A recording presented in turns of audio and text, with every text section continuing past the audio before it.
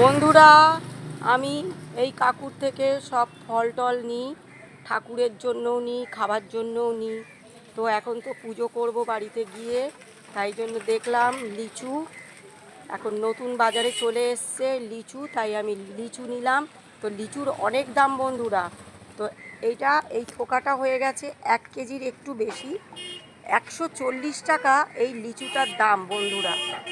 তো কি করব বলো, একটু নতুন ফল ঠাকুরকে দেবো, তাই জন্য লিচুটা নিয়ে নিলাম। প্যাকেটে দিয়ে দাও কাকু, কাকু প্যাকেটে দিয়ে দাও লিচুটা।